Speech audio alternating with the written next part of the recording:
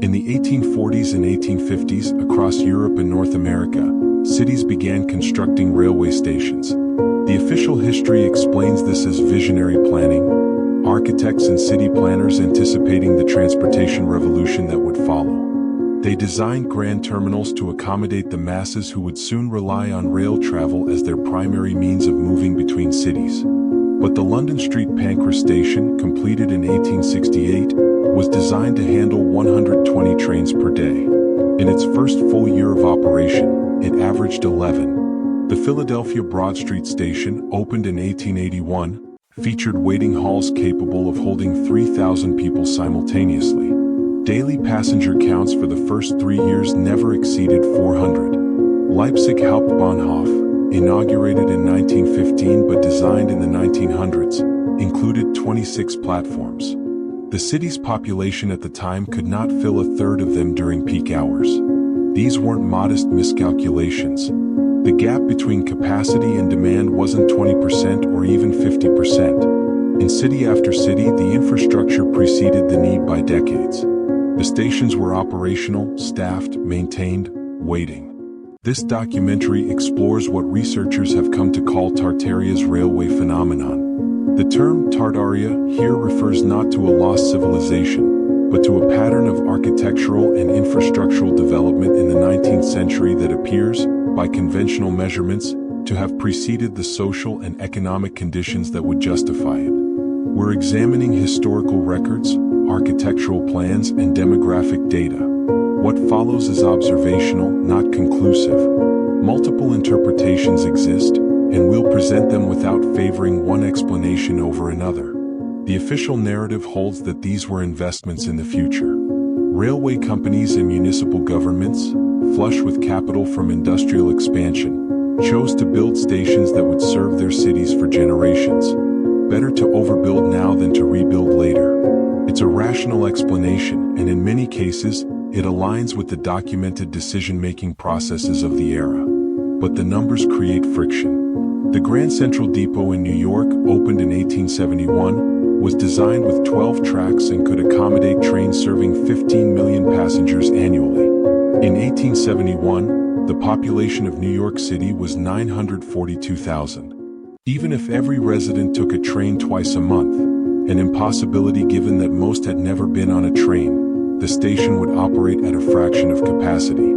It took until 1889 for passenger traffic to approach the station's design threshold. 18 years of waiting. This wasn't isolated to New York. Manchester's London Road Station, completed in 1842, featured a train shed spanning 90 feet and stretching nearly 600 feet in length. It could shelter 10 trains at once. In 1842, Manchester had 3 operational rail lines. The city's industrial workers, the assumed primary users, earned wages that made rail travel prohibitively expensive. A ticket to Liverpool cost more than a week's wages for a textile worker. Yet the station was built to accommodate crowds that wouldn't materialize until the 1860s. Berlin's Anhalterbahnhof, opened in 1880, included a facade that rivaled royal palaces and an interior waiting hall designed for 10,000 people.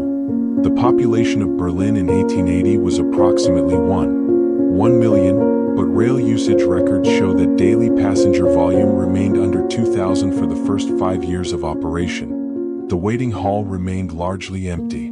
The architecture itself adds another layer. These weren't utilitarian structures designed for efficiency. St. Pancras featured a Gothic revival facade with intricate ironwork, soaring arches, and stained glass. Leipzig station included neoclassical columns, marble floors, and vaulted ceilings that echoed cathedral design. The cost per square foot exceeded contemporary government buildings and museums. For structures that would, theoretically, spend years underutilized, the aesthetic investment seems disproportionate. Who authorized these budgets? Railway companies were private enterprises, accountable to shareholders. Municipal governments operated under public scrutiny. The capital required to construct these terminals represented enormous financial risk. Yet approval records from city councils and corporate boards show minimal opposition. In some cases, the projects moved forward with near unanimous support, despite clear evidence that immediate demand didn't justify the expense. The timing clusters. Between 1840 and 1880, cities across Europe and North America constructed railway stations at a scale that defied their population and economic conditions. London, Paris, Berlin, Vienna, New York, Philadelphia, Chicago, all followed similar trajectories. The stations appeared within the same narrow window, designed to similar specifications with comparable capacity-to-demand ratios. The architectural consistency extends beyond aesthetics. Platform lengths, track spacing, ceiling heights, waiting hall dimensions. These variables remained remarkably uniform across cities separated by thousands of miles. Leipzig's platforms measured nearly identical to those in Philadelphia. Vienna's train shed proportions matched Manchester's within a margin of 5%. No centralized planning body coordinated these designs. No international standards existed. Yet the structures converged on shared specifications. The maintenance records reveal another detail. These stations required constant upkeep, heating systems, gas lighting, structural repairs, cleaning crews. The operational costs during the early years, when passenger revenue remained low, often exceeded income. Railway companies absorbed losses for years, sometimes decades, before the infrastructure began generating profit. In conventional business logic, this represents catastrophic planning. In historical hindsight, it appears visionary. But the gap between those two interpretations hinges on one question: what informed the design specifications? Demographic projections existed, but they were primitive. Population growth models in the 1840s and 1850s relied on rudimentary calculations that frequently proved inaccurate. Economic forecasting as a discipline didn't exist in any formal sense. Yet the station designs assumed growth rates, travel patterns, and urbanization trends that wouldn't be documented for another 30 years. The Erie Canal had been completed in 1825, demonstrating that large-scale infrastructure could transform regional economies. But the canal's capacity had been carefully calibrated to existing trade volumes. Its expansion occurred incrementally, responding to demand. The railway stations didn't follow that pattern. They appeared fully formed, built to final specifications from the outset, with no incremental phases. Something in the planning process allowed for certainty where uncertainty should have existed. The pattern becomes more difficult to dismiss when examined across the Atlantic. In 1876, Philadelphia completed its centennial exhibition, and with it, a temporary railway station designed to handle the expected influx of visitors. The temporary structure could accommodate 40 trains per day. It was dismantled after 6 months. But 2 years earlier, the city had begun construction on Broad Street Station, a permanent terminal with capacity for 180 trains daily. Philadelphia's population in 1874 was 817,000. The existing railway infrastructure handled fewer than 30 trains per day. The gap between current use and planned capacity was 6 times the actual demand. The City Council minutes from 1873 show no debate about the scale. The proposal passed with minimal discussion, as though the dimensions were self-evident. Across the country, similar decisions unfolded without resistance. Chicago's Union Station, completed in stages between 1881 and 1925, occupied an entire city block. The initial 1881 structure included 10 platforms and waiting areas for 2,000 passengers. Chicago's population in 1880 was 503,000, and rail passenger counts averaged 600 per day. The station operated at 30% capacity for nearly 15 years. Yet no records indicate concerns about overbuilding. The Chicago Tribune praised the station's foresight and ambition, but offered no analysis of whether the ambition matched economic reality. In Britain, the pattern intensified during the same decades. King's Cross Station in London opened in 1852 with 2 massive arched train sheds, each spanning 105 feet. The station could handle 24 trains simultaneously. In 1852, London's rail traffic involved primarily short-distance commuter lines serving the suburbs. Long-distance travel remained limited to the merchant and professional classes. Yet King's Cross was designed as though mass long-distance rail travel was imminent. It took 18 years for passenger volume to justify even half the station's capacity. The architectural historian examining these structures faces a contradiction. The stations reflect clear knowledge of future demand, yet no documented evidence exists of the data or projections that would support such knowledge. Railway company archives contain financial reports, route maps, and board meeting minutes, but they rarely include the demographic or economic models that would explain the capacity decisions. Liverpool's Lime Street Station presents an even sharper example. Opened in 1836 and expanded in 1851, the station featured a train shed that was, at the time, the largest iron and glass structure in the world. It measured 200 feet wide and stretched over 1,000 feet in length. Liverpool's population in 1851 was 376,000. The city's economy centered on shipping and textiles, industries that moved goods, not people. Yet the station was designed for passenger traffic that wouldn't materialize until the 1870s. For 2 decades, the vast majority of the train shed remained empty except during brief morning and evening peaks. The cost of heating alone, using coal-fired systems to warm the massive glass enclosure during winter, represented a significant operational expense. Yet the station maintained full heating throughout, as though anticipating crowds that hadn't yet arrived. The same pattern extended to smaller cities. York, with a population of 40,000 in 1877, constructed a station with 13 platforms. The city's rail traffic in the late 1870s required 4 platforms at most. The additional 9 remained largely unused until the early 1900s. The city's budget records show that the railway company, not the municipality, bore the construction costs, but the scale of the investment still prompts questions. Why would a private company allocate capital to infrastructure that wouldn't generate revenue for decades? In the United States, the phenomenon accelerated after the Civil War.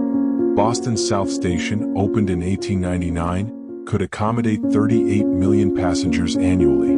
Boston's population in 1900 was 560,000. Even accounting for commuter traffic from surrounding towns, the station's capacity exceeded realistic projections by a factor of 4. The station's design included spaces for future expansion, additional platforms, extended concourses, suggesting that the architects anticipated growth beyond even the initial oversized specifications.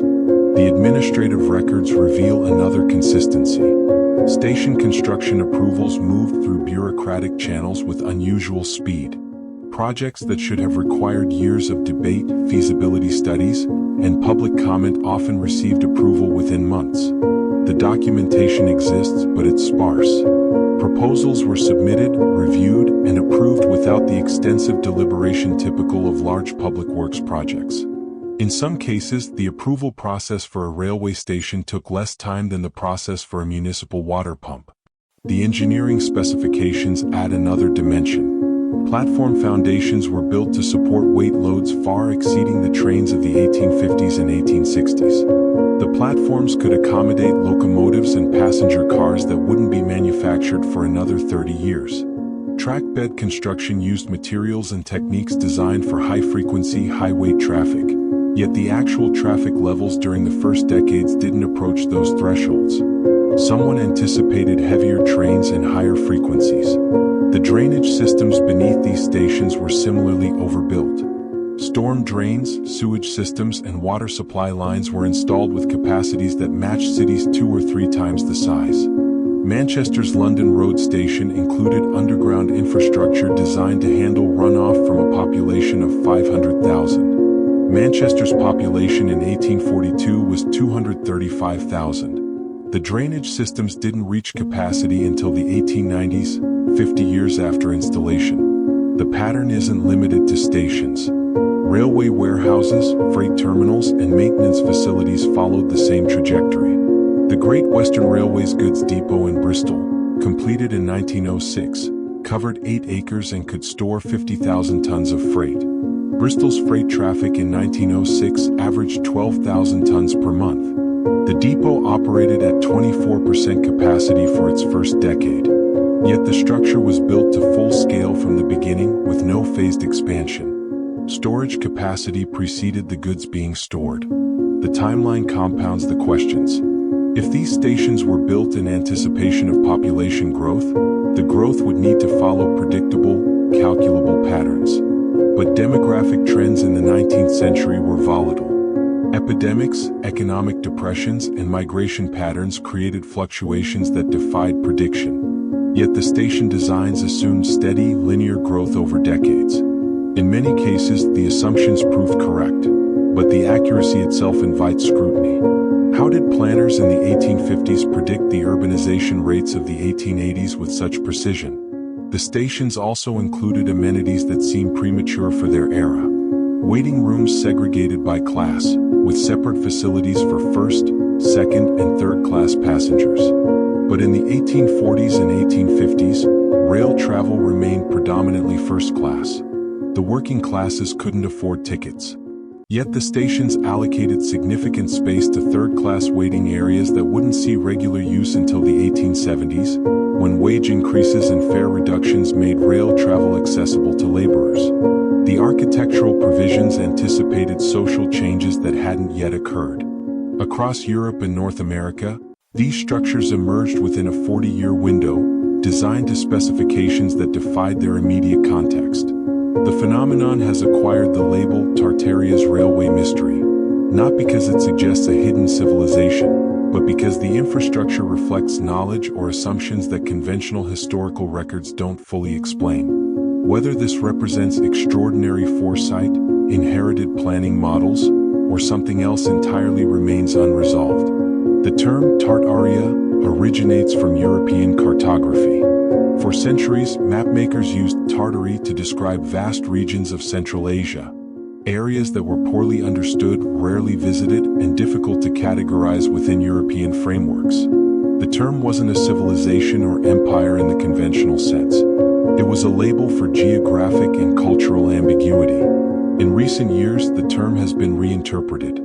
Online researchers examining 19th century architecture began using Tartaria as shorthand for a pattern they observed: infrastructure that seems temporally misaligned with its documented context. The railway stations are one example among many. The term functions as a metaphor for historical questions that lack tidy answers. Three interpretations have emerged. The first holds that 19th century planners possessed access to sophisticated forecasting models that weren't formally documented. Private railway companies, municipal governments, and engineering firms may have developed internal projections based on trade data, migration patterns, and industrial expansion. These models, considered proprietary or mundane at the time, weren't preserved in public archives. The stations reflect accurate predictions, but the evidence of those predictions has been lost or overlooked. The second interpretation suggests inheritance. The designs and specifications may have been adapted from earlier templates, plans developed for cities or transportation networks that predated the railway era. Canals, roads, and port facilities have been built for centuries, and institutional knowledge about infrastructure scaling could have been passed through professional networks, guilds, or engineering societies. The stations appear overbuilt because they followed inherited standards rather than responding to immediate local conditions. The third interpretation focuses on coordination. The consistency in scale, timing, and design across cities separated by thousands of miles suggests a level of communication or shared framework that isn't fully reflected in surviving records. International exhibitions, professional conferences, and trade journals existed, but the degree to which they shaped infrastructure decisions remains unclear. The stations may represent a coordinated vision of urban development that was understood among planners but not explicitly articulated in public documents. Each interpretation has merit. Each has gaps. Return to the numbers. In 1816, a volcanic eruption in Indonesia disrupted global weather patterns. The year without a summer caused crop failures, economic disruption, and mass migration. In the decades that followed, European and American cities experienced population surges that strained existing infrastructure. The railway boom began in the 1830s, roughly 15 years after the climate crisis. The timing isn't arbitrary. The stations may have been designed to absorb future shocks, built with the memory of 1816 informing their scale. But that still doesn't explain the precision. The stations weren't just large. They were calibrated. Platform lengths matched train configurations that didn't yet exist. Waiting hall capacities aligned with passenger volumes that wouldn't appear for decades. The infrastructure anticipated specifics, not just general growth. The metaphor of Tartaria in this context doesn't imply conspiracy or erasure. It points to a gap between what the structures suggest and what the records confirm. The stations exist. Their dimensions are measurable. Their construction timelines are documented. But the decision-making processes that led to those dimensions remain partially obscured. We know what was built. We're less certain about why it was built that way. The pattern invites examination, not because it reveals hidden truths, but because it highlights the limits of historical certainty. Archives are incomplete. Planning documents are lost. Oral traditions within professional communities leave no written trace. The stations are evidence of something, whether that something is visionary planning, inherited knowledge, or coordinated development depends on which gaps in the record you find most significant. The railway stations of the 1800s still stand. Many remain in use, finally operating at or near their intended capacity. St. Pancras handles over 48 million passengers per year. Leipzig's platforms are full during peak hours. The structures have, in most cases, justified their original scale, but they spent decades waiting. The question isn't whether the planners were right. History proved them right. The question is how they knew. The evidence doesn't offer a single answer. It offers a pattern that resists simple explanation. A series of decisions made across continents within a narrow time frame, producing infrastructure that consistently exceeded the conditions that would justify it. Whether that reflects extraordinary foresight, access to knowledge we no longer recognize, or something else entirely remains open. The stations are there. The records are incomplete. The gap between the two continues to generate questions that conventional historical narratives struggle to resolve. Tartaria as a framework doesn't solve the mystery. It names it,